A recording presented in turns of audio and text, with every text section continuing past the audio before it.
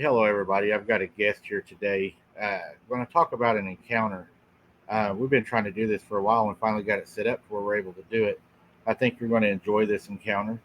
And I'm pretty much just going to let her tell her encounter and then I'll ask questions as we go through it. Um, I don't know if she's going to want to remain anonymous or not. If she does, we're going to let her remain anonymous. If she don't, she'll let us know her name. But I'm going to go ahead and let her start. And the floor is yours. Hello everybody. Y'all know me as Dragon Mom 13. My name is Robin in real life, and let me share my encounter with you as best I can, and hopefully I won't get too upset about it because it's not been. Well, here we go. It's not been told and or recorded, so here we go. 1972. I'm in upstate New York on an Amish farm. I was delivered there in the fall of 71. My encounter was in the late summer of 72. I'm 8 years old, and we won't go into the farm life there because, it's pretty shitty what goes on there with these Amish people. And anyhow, so I'm there's a long road that goes to this two-story farmhouse, traditional farmhouse. The road is lined on both sides with giant walnut trees. And my job as a child I was given a basket, and during harvest I had to go and pick up nuts every day and fill this basket over and over and over again. That was pretty much my day. Or I spent my time in the kitchen garden outside of the kitchen harvesting. So I worked. I was not allowed to be a child. So anyhow, I knew the boys, the neighborhood boys. It's all farms. I'm surrounded by farms in upstate New York. The closest town to me was Watertown. Okay? So anyhow, I'm out there picking nuts, and I see the boys. Danny Boy was a 13-year-old boy. They're all white. We're all white. Okay? I don't know that matters, but that's just the community up there. They were coming by, and he always had a little ragtag pack of other boys, and they always had their little fishing poles, and because there were several ponds around, and they would all go fishing. Well, on this day, Danny Boy stopped with a pack, and there was like 5 boys with him, smaller boys. He was the big boy, and he would work the various farms. He even been onto the farm where I lived, helping the older man who ran the farm. So they stopped, and Danny Boy was like, well, Robin, come for a walk with us. We're going to go down here and explore that big house, that big burnt down mansion with the giant fence and gate. And I'm like, we're not supposed to go there. And he's like, I know, but it's a beautiful day. And it was. There was light, fluffy, bright clouds up in the sky. The sky was shockingly blue, in a slight breeze. It was beautiful. And I put my basket down, and I followed them. And they had fishing poles and, little bait boxes and stuff kids back then. I don't know, we walked for a while, who knows how long. I started getting a little tired, so Danny Boy picked me up, put me on his shoulders. And so we walked for a while more, and we headed down this long dirt road, and it was really freaking overgrown with these giant trees everywhere. There was no discernible, really the driveway, what was a driveway, had grass that was well up over your thighs, Danny Boy's thighs.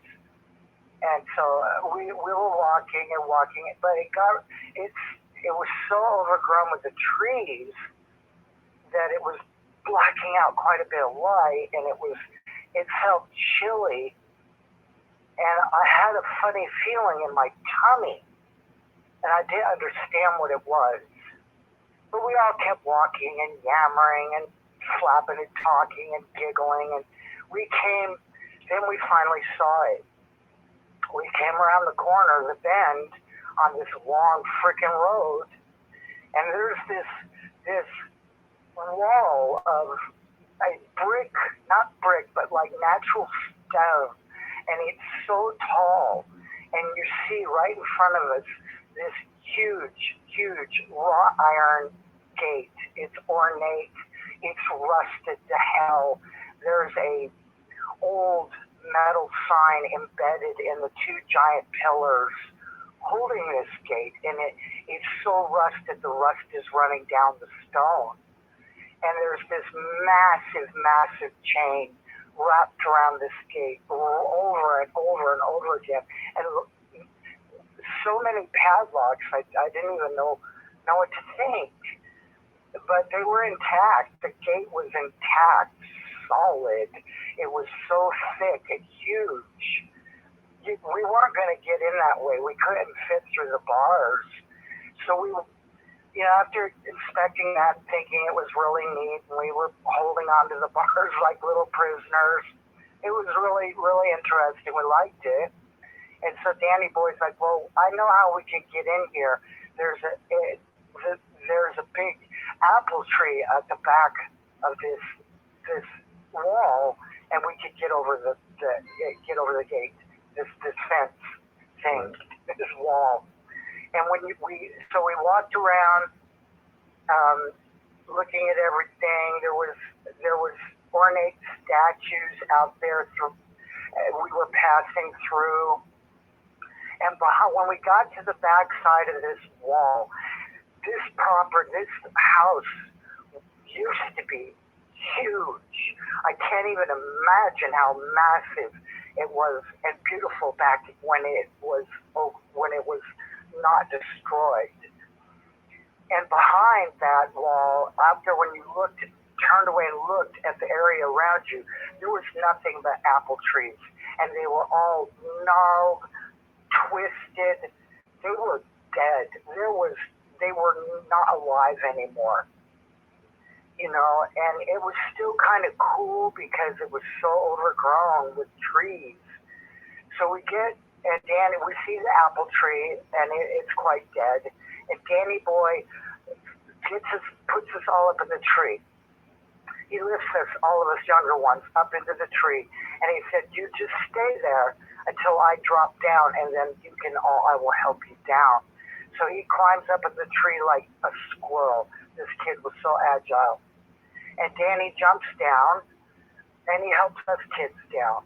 And so we're standing there just taking in what we're seeing. And we're looking at the back side of what used to be a gigantic stone mansion. The only thing surviving is a over-engineered fireplace that went way up. It was the only thing, and around it was rubble, stone, metal, wrought iron metal, it looked like a bomb had blown up, and it had obviously burned. But what I'm looking at is a doorway, and a huge door that's about 5 inches thick, massive door, laying off to the side of this basement. Okay? It's a huge basement. And around us, all around this, are deer skulls. Hundreds and hundreds of deer skulls and spines and rib cages, all bleached white. All totally bleached white. We didn't know what to think. Right. How did they get there? Why were they there? How long had they been there? We weren't scared. It was just, I don't know. What do you think when you're an 8-year-old little girl and you're looking at all these deer skulls? you know, and antlers, and ones without antlers, and rib cages, and spines, and pelvic bones, you name it, it was there, and no hides, nothing like that. But so everybody was just kind of spreading out and exploring, looking at things, picking up things. But for some reason, Danny Boy said, Robin, you stay back here, okay? Us boys are going to go around to the front and go through the rubble and see if we can find anything good. You know, yeah, kids are. We're always looking for treasure. Right. And so they're like, you stay here and you'll be okay and don't get in any trouble. So I'm like, okay, you know, and I'm kind of meandering around, picking up various deer skulls and feeling their antlers and wondering what happened to them. There's no bullet holes, nothing. I don't know, it seemed like, you know, and I could hear them laughing and screaming and fun, and you know how kids are, giggling in a pack. But I had this intense feeling in my tummy that wouldn't stop. The butterflies were getting worse. And all of a sudden, I felt drawn to the entrance to this basement. And it's a deep concrete, stone steps going down into it. And on each side of the stone steps is like a stone little wall. I don't know, barrier, what you would call that. I don't know architecture. On each side of it, and then the steps went down. And of course, that huge slab of a door, fucking huge, just massive, ripped off the hinges. The hinges were still attached and twisted. So I'm standing at the top of the stairs, and the clouds briefly part for a bit.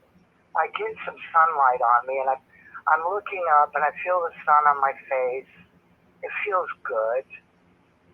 And I'm like, okay, well, I'm curious. I want to know what's down there, but the door the opening is pitch black. It's so dark. So I go down about 2 steps, and my legs start shaking. And I hear something in there. I hear something stir. And I thought, oh, well, that's funny. Maybe there's a little animal in there or something. But it didn't sound like that. My hands started shaking. I was getting even more nervous. I stepped down one more step, and I froze. My legs were shaking so bad. I put my hand out and I against the stone wall to steady myself. And I'm sitting there going, wow, why am I so scared? Why am I so scared? And then I hear something, a breath, an exhale. And I'm staring at the door. And then I see him. He had to stoop down to exit the door. He came out. And then he stood up. And I saw him. I don't know how tall he was, Mike. I don't know how tall that basement door is. I'm 8. Okay, I assume it's a normal size, monstrous cellar door. It wasn't, we call them basements out here. Up there, they were called cellars. And he had stooped down, and now he was at his full height. But he wasn't. Right.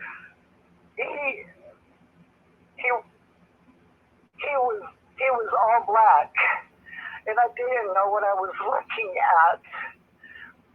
He was like a man, but he was covered with this shiny, short, silky fur.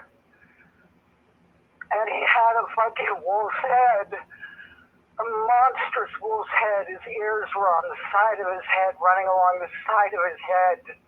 And he didn't have this, his mouth wasn't open. And I could only see the top fangs and the bottom fangs sticking up and out of his mouth. His mouth was closed.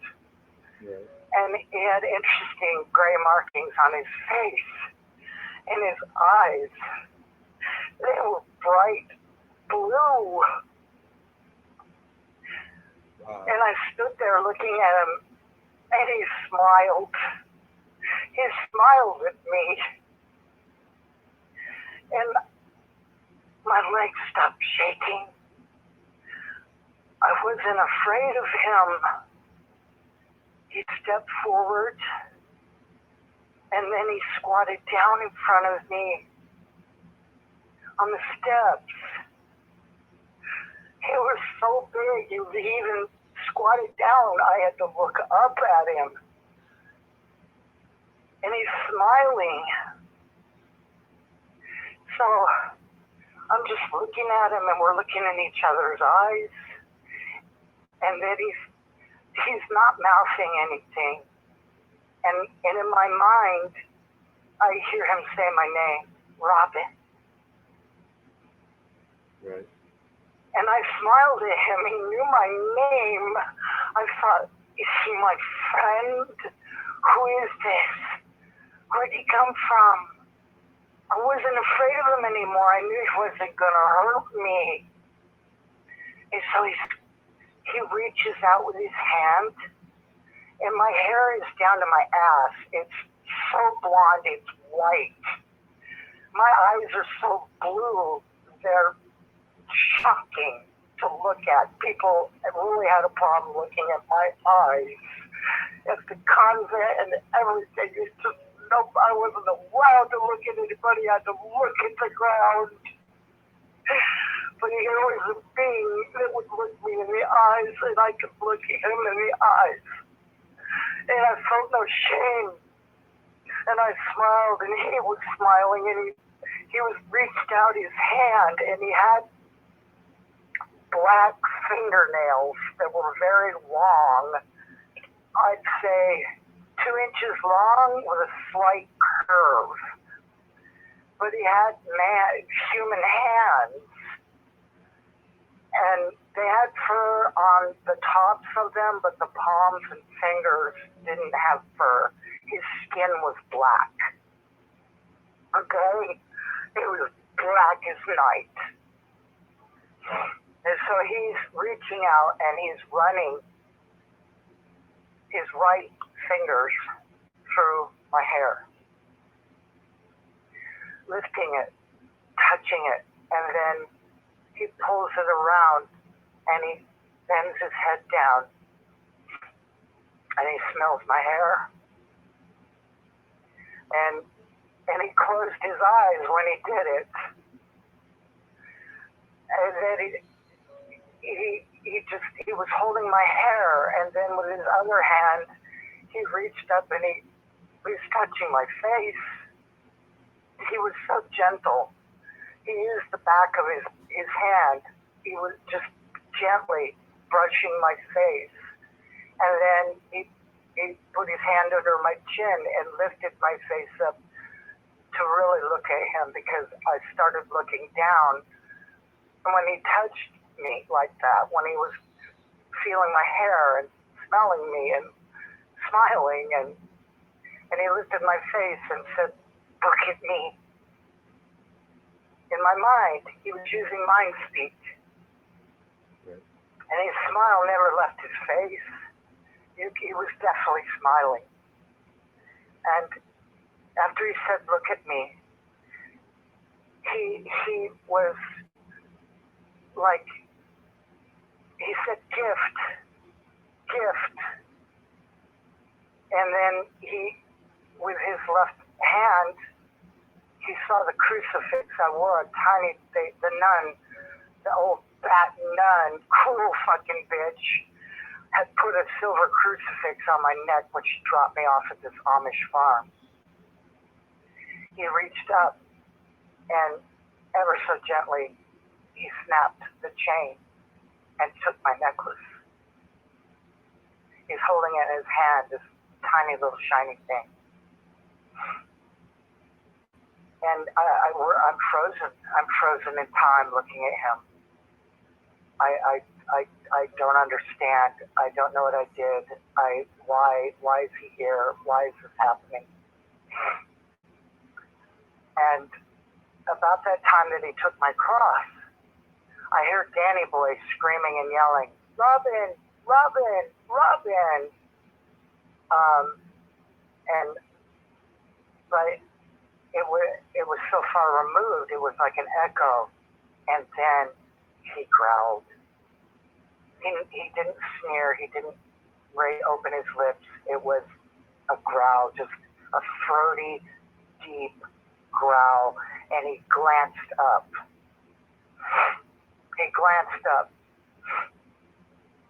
And then he grabbed my face in both his hands and said, "Mind speak, I will come for you."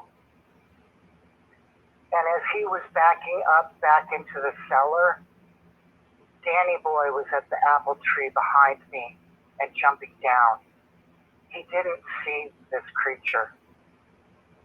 And he grabbed me by my hand and said, "We have to go." And threw me up in the tree.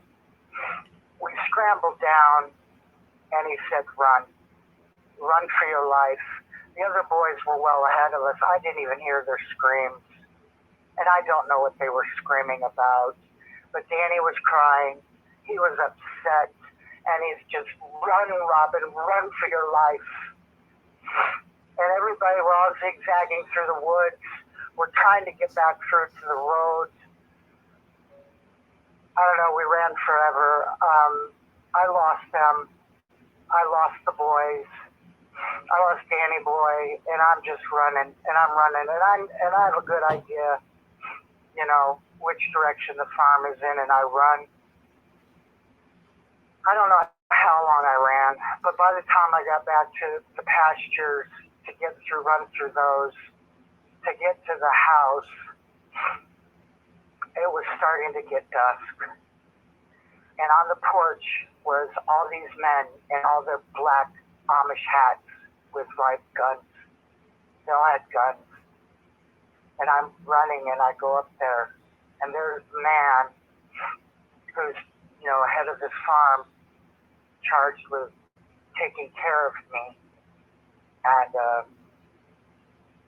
I had to call him Grandpa and the old woman Grandma, even though they had no relation to me. That's all I was allowed to call them. And he looked at me. He took one look at me, and I'm scratched up. My hair's foobar. I look a mess because I ran through the woods. Stickers and briars and everything. My legs are bleeding. And then this darkness came over his face. He said something to the other men, and they all turned their backs on me. They turned their backs on me. He grabbed me by the arm, and he dragged me over to his pickup truck, an old work truck, not a modern pickup, just old. Threw me in the back of it, down the backside of this house is on a hill. Most houses up there are on hills, at least. And down on the backside of the property are the barns, all the various buildings, all the animals. It's a pretty steep hill.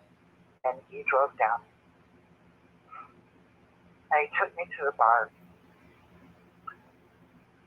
And he's yelling. He's yelling things I cannot understand. He's calling me a demon.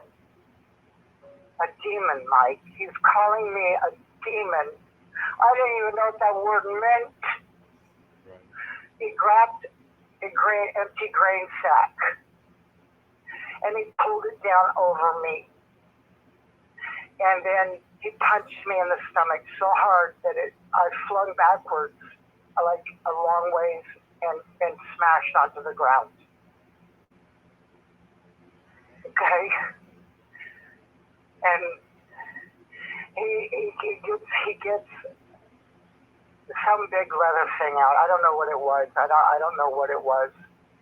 And he starts beating me through the sack with it. And I'm screaming, and I don't understand what I did wrong. I don't know what's wrong. What I did. What did I do wrong? For Christ's sake, I was a child. Right. And so he got done with the beating, and I could taste blood. It was running out my nose from my mouth. And he grabbed the edge of the grain sack, and he dragged me all the way back up to the freaking house, to the cellar at the back side of the house where the outhouse was. We didn't have indoor plumbing. We used an outhouse. Right. And he opened the cellar doors. I heard him doing it.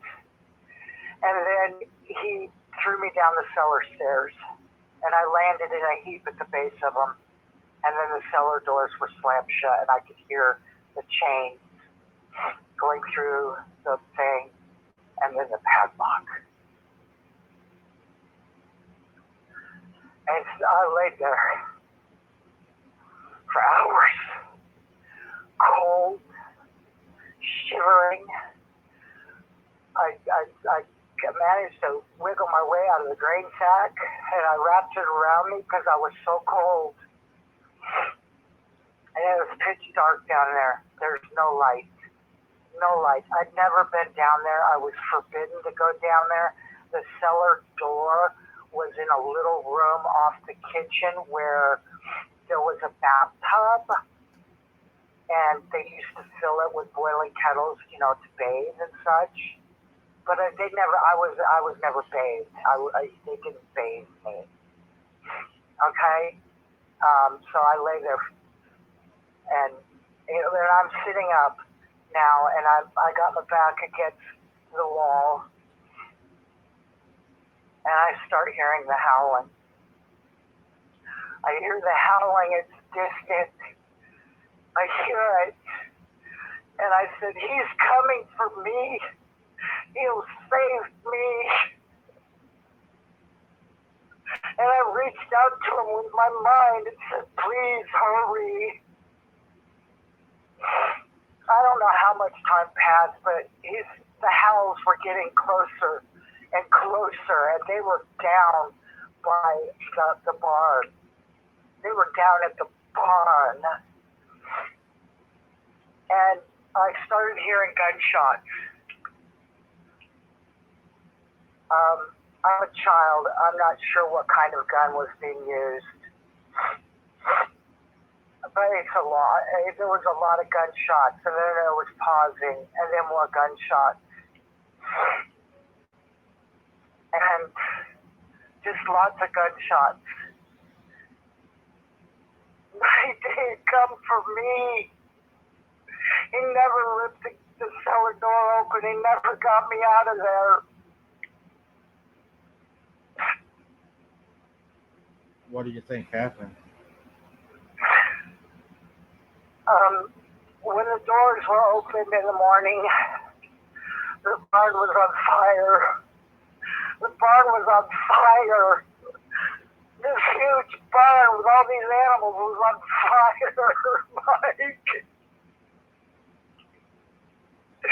And then all these guys with trucks, and they were all there. All these Amish dudes were there, and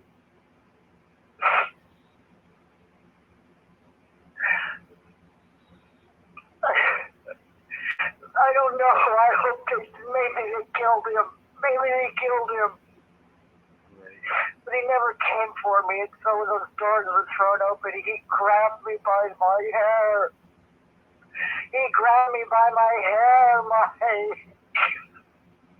And he dragged me all the way down the road through the walnut trees. And side to the road and get off my property, demon. And he pointed to the road. And he said, by God, be gone. I'm bloody. I'm fucked up. I'm a child and I'm walking down the road. And lo and behold, that's when my stepdad picked me up. The pedophile. So that was my encounter up there, and I had my other next encounter at basic training. But we could talk about, if you could ask me about up there now, if you would like, before I tell you what happened in the Army. What do you think caused them to think that you were a demon? Well, you gotta realize it's upstate New York. It's thick with Amish people, churches, convents. In 71, in the summer of 71, I was at a orphanage that was only girls. And something happened there. I was segregated from the rest of the girls because they were in 2 rooms, large rooms, and there was nothing but mattresses on the floor. I wasn't allowed to play with them. I could hear them screaming with laughter, having a great time playing out in the yard and all the toys and equipment. I was not allowed to play with them. I was not allowed to sleep in the room. I had to go to the 3rd floor upstairs in the attic where there was a grimy, dingy mattress on the floor and a very scratchy, itchy blanket and a filthy, rotten little pillow. And there was a bulb hanging down on a wire.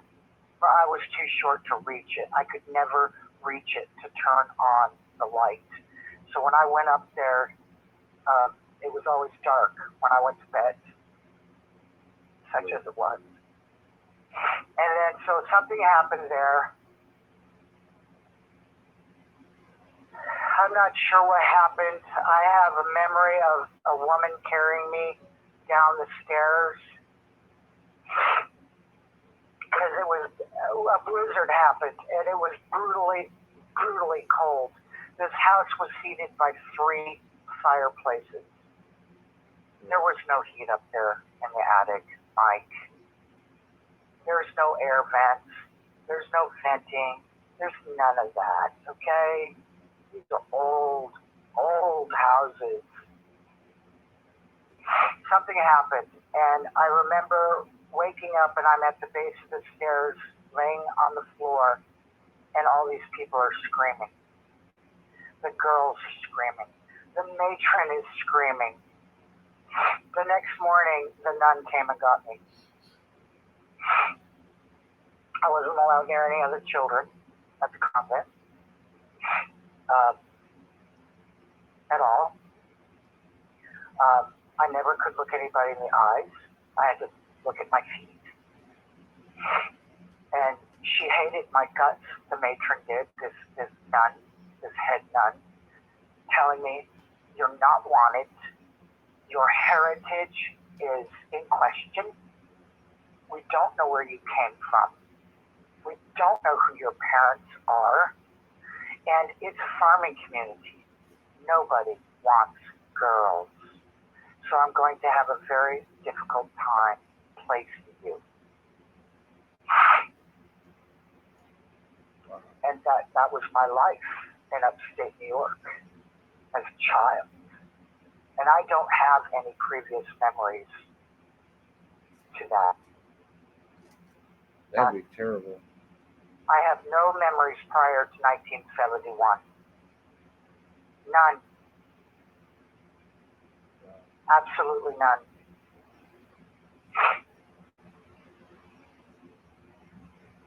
So I don't know what to say about that. But he was so black, so shiny, so beautiful. He was ripped. I I mean, my gosh. Right. You wouldn't think an animal could be like that. And he definitely had dog legs. That's the way dog legs are. Claws on his toenails. But they weren't ridiculous. But in my mind, in my eyes, he was amazing. He was beautiful. He didn't scare me. He had the same eyes. Wow. And I hoped he was going to save me, but he didn't. I think maybe they killed him. So he wasn't the same thing that you had happen in boot camp? No, this was a different one at basic. He was bigger. At basic, he was bigger, much bigger than this one. Wow. They were both males. They were both obvious males. The shit they had hanging down was ridiculous. Right. And they both had tails. They both had fairly long tails they were straight, and they had fairly long fur hanging off the underside of them, but the top side of the tail was very sleek, shiny, bleeding heavily. He was wet, so I'm pretty sure he was black, but he definitely wasn't white in color or whatever, but that's what he looked like. His ears were along the side of his head. They had a slight curve up at the tips of the ears, and they were very tufted. Very tufted. Wow.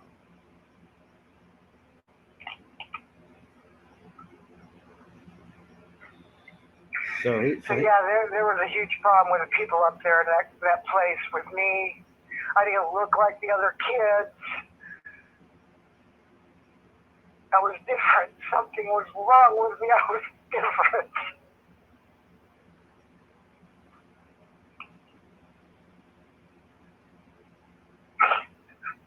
I've been different all my life. So ask me your questions, Mike. Did they ever know why you was different? Like, was it just... No, I never learned until I went through the S shop to get my secret security clearance. Because as a combat medic, you have to use radio equipment, and you have to have a secret clearance to utilize that. I learned everything about me when the S shop did the investigation on me to get a clearance. What did they say? What? So what did they say?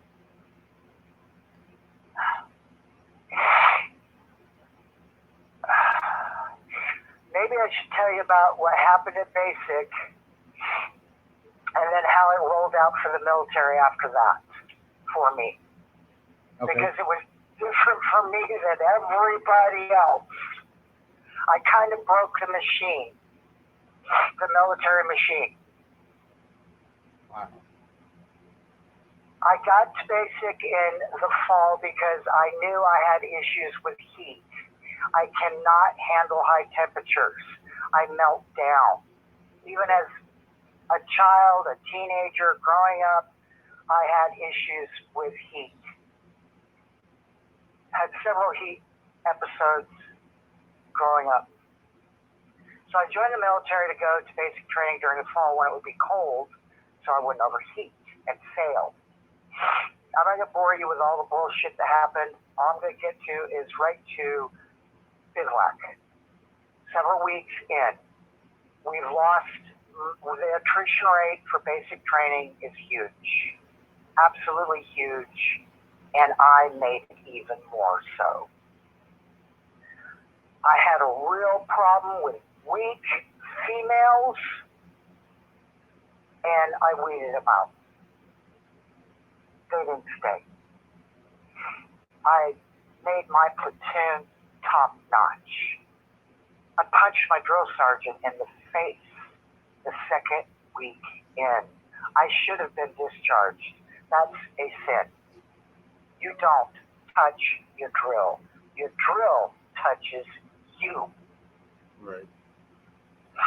I punched him in the face because at 3-something in the morning, this little 5'4", 5-foot wide black drill sergeant, who had no business being in the barracks, was in his office drinking gin. He came out, kicked my bunk, and said, "Come to the office, Flap. They call you by your last name." So I go in his office, and I'm standing there at parade rest, wanting to know what the fuck he wants. He's drunk. He stands up before me, and he can't hardly stand up because he's so drunk. And he goes to reach out and touch my tit, and I let him have it. It wasn't a punch, it was, I used the palm of my hand to hit him in the nose. And instantly blood exploded everywhere. He went flying back onto his couch. And he passed out. I went to the bathroom, washed my hands, and went back to my bunk. When he came, I don't know when he left or whatever, what happened, because I went to sleep. The next morning, he brought me in front of the platoon, and he gave me corporal punishment. He assigned me to KP. So I had to do KP punishment for, I don't know, I was like on my third day when the lieutenant came and said, "You're relieved of this punishment, you don't deserve it." When I got back to the platoon, I was promoted. And Sergeant Johnson was gone. Sergeant Jawan was now in charge. But anyhow, good whack. It's when they load you up on deuce and a half, so you all go out in the woods, deep in the woods, South Carolina, Fort Jackson. And you go camping, basically. But bad. You know? We were assigned a perimeter, and you had to guard the perimeter, and it's raining. You had to use all your skills that they had taught you up to this point to prove that you could do it. Anyhow, we're set up. I took my girls to the farthest perimeter edge. The command tent was set up, and there was girls near it, and then we were set about 20 meters apart, and so we were quite a ways from the command tent, and I had picked a little grouping of trees that had a higher, in the center of these trees, it was much higher than the ground around it.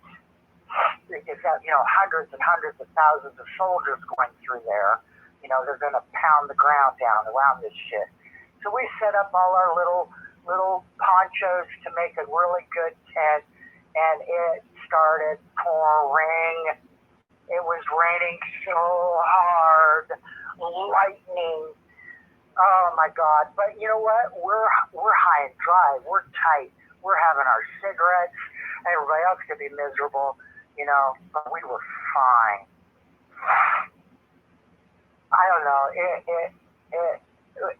You had to take turns sleeping, and it was the middle of the night. It's still raining cats and dogs. And I instantly wake up because I hear a high-pitched scream. And I'm like, man, that's over by command. And then we hear more screams, and I wake the girls, and I hear more screams. And then I'm like, get up now. Get your ass now to the command tent. Do not stop. Run your ass to the command tent now. Go, go, go. And they went. I could hear helicopters coming. I stepped outside the ponchos into the rain. I don't have any headgear on. I'm quickly soaked. I see the helicopters and their floodlights. There's 2 helicopters. They're looking for something.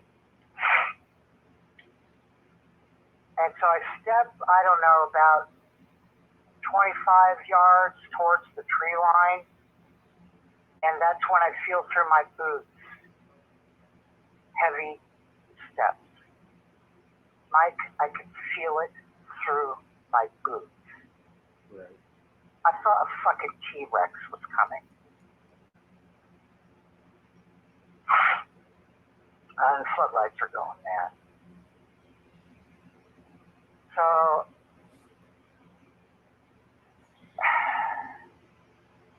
I saw his eyes first, and I'm looking up in the tree line, and I saw his eyes. Blue.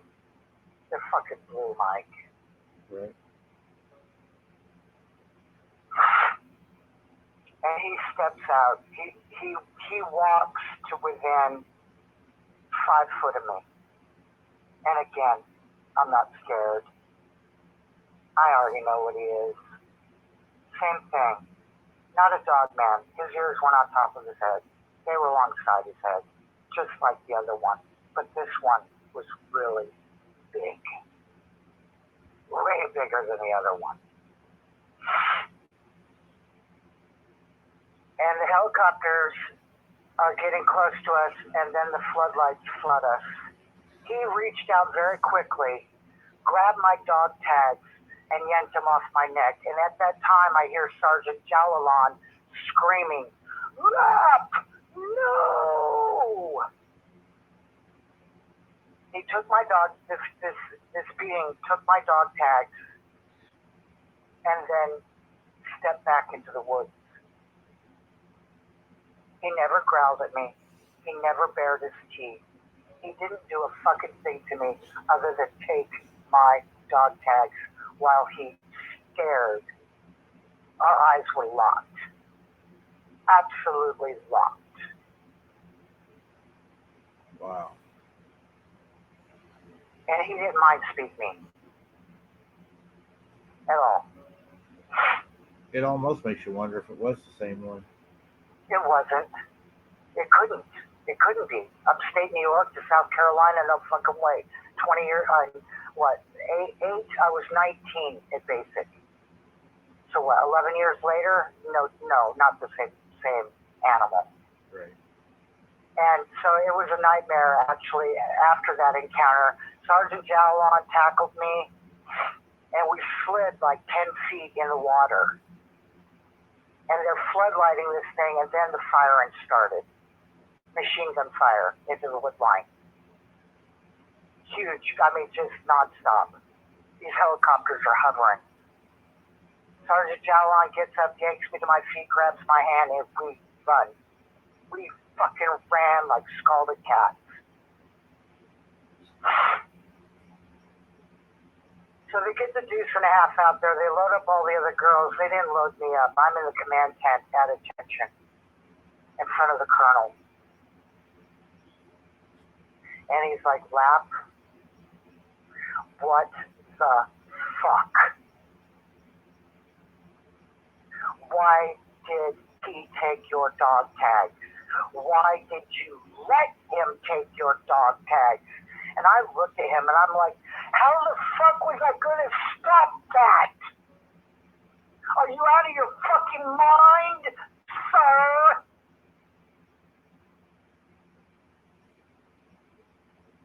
It did not go well for me. Right. I basically finished I was segregated again from the rest of the platoon. I graduated, and then they shipped me off to AIT to become a combat medic. That went well. I smoked to school. It was so easy, mentally and physically. I get to permanent party in Alaska. And you have to go through the S shop to get your security clearance, and this is where I learned all about robbing. My bloodline is Norwegian. My family bloodline, they took so much hair and blood. I had so many x-rays. Every physical test you could imagine was done to me. I had above normal muscle mass for a female. I'm 5'7" and ripped. 5% body fat. You no longer have periods at that point. A machine. a glorious, powerful machine who hated human beings, and they knew it. They told me a lot about who I am, and they knew all about what happened in Basic, of course, and they knew what happened in upstate New York. And they told me that you were born in a hospital in upstate New York. Your mother was in there, and she, as far as records show, she was 16 years old when she gave birth to you. She gave birth to you, an hour later, she walked out of the hospital and never looked back. I never knew my father. So I know I came from Norway, my genetic line. Right. I don't know why I don't have any memories being younger as a child, because my son certainly has memories, 3, 4, 5 years old. I have none. So do you believe it was just your bloodline that made you different, or is there more to it? That my bloodline, that what? Do you think that your bloodline, like your mom and stuff, that made you like different as far as like I'll let you like more not the same as the other people? Like, how did it make you different? I was in that. I was very powerful for a female. Like I said, way more muscle mass than was normal. I had extra fast reflexes. They did everything. Every test you can imagine was done. And they just said, had you been a male, we have programs for you. We would have turned you into a super soldier. But unfortunately, you were born a female and you're useless. So did your blood work come back as like regular blood work, or did it have abnormalities? No, my blood work was normal, other than I had higher rates of hemoglobin and things like that, oxygen carrying elements. But that's very, very common in athletes. That's very, very common. And I had an oversized heart. So that physically, I think that was the only thing abnormal about me, was my oversized heart. And that's very common in athletes, runners specifically. So yeah, it was. I learned a lot about myself. Sergeant Jalawan came to visit me after I got to permanent party, and we went to dinner, had a long conversation about what happened, and he said, that was your demon, Lap. That was your demon. He came looking for you. I've been here 5 years and I've never seen that thing. And then when you show up, it showed up. And I go, well, that's bullshit, just Sergeant Jalawan, because y'all had to know those things were there. Okay, the helicopters were already looking for it.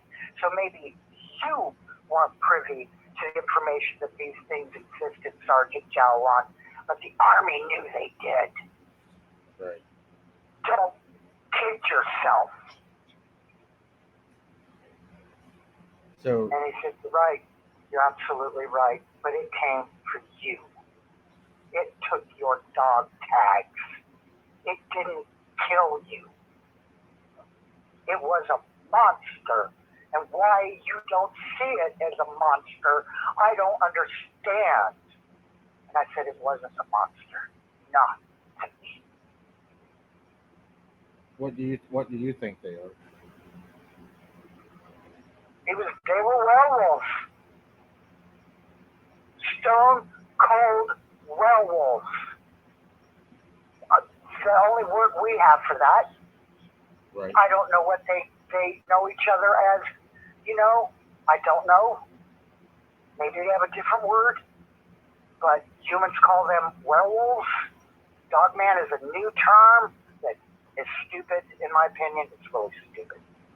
But it's applied to a different looking entity. I get it. So I wasn't afraid of these things. Do you remember I, what the moon phase was that night? well, that night, no, I do not. It was total cloud cover and pouring down rain. There was absolutely no way to see the moon. I never looked into it, didn't think about it. Who would? You're a bivouac. You got other things to think about other than the moon. Right. That was not on my radar. The thought that I was going to see this being a creature again was not on my radar, Mike. Right.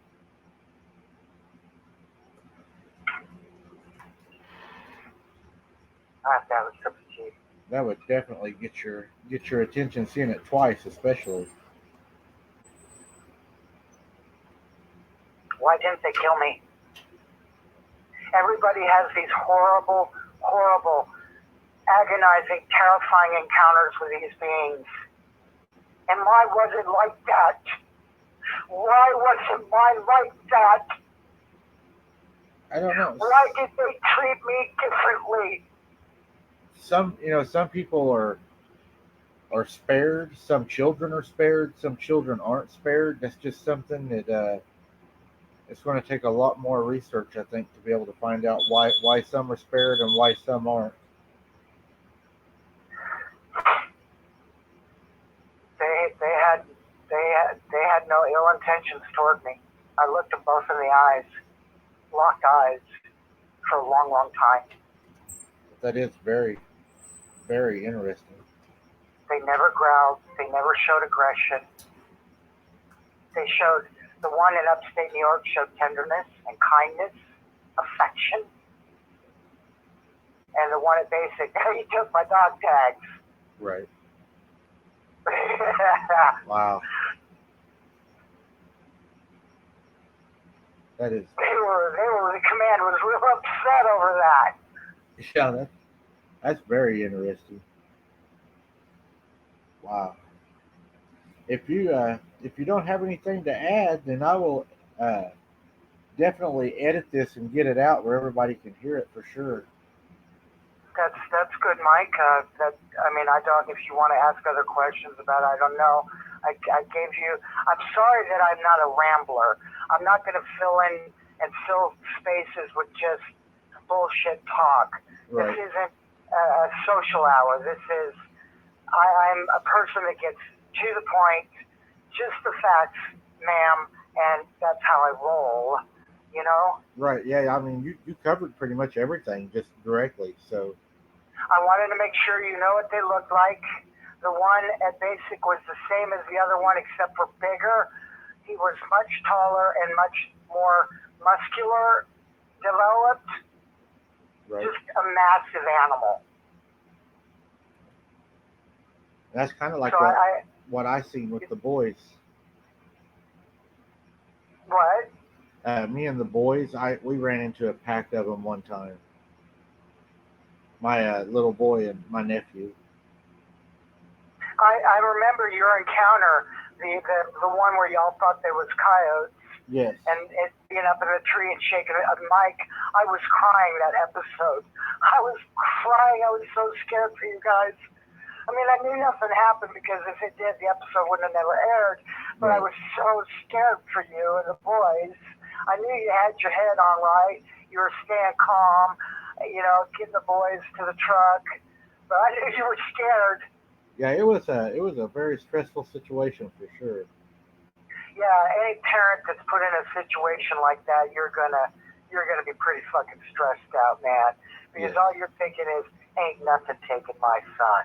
Right. Or my little nephew. Ain't nothing gonna take them from us.